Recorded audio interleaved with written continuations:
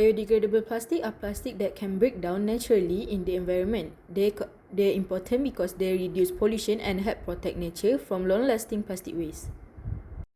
In this experiment, we chose starch because it was a renewable plant-based material that can form a strong and flexible structure when heated. And then we choose vinegar to help control the chemical reaction and improve the texture of the plastic. Next, we use glycerin act as a plasticizer, making the final product softer and less brittle.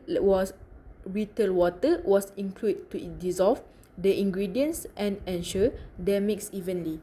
All these materials are easy to find, affordable, and environmental friendly, which make them suitable for creating biodegradable plastic.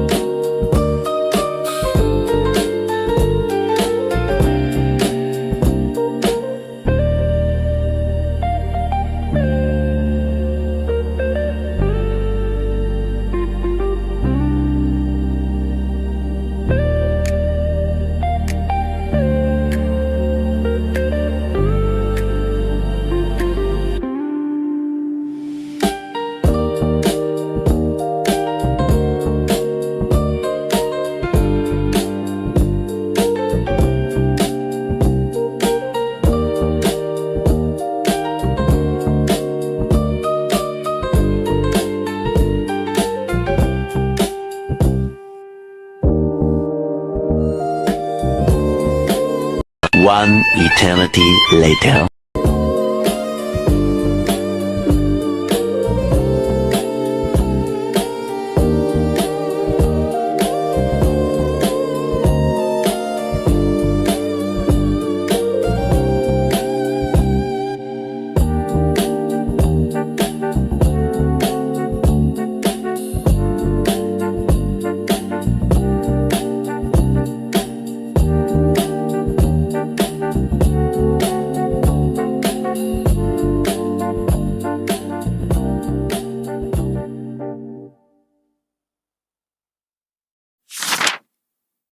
While making the plastic, we faced some challenge, and it was the mixture turning lumpy, but we fixed it by adjusting the heat and stirring more.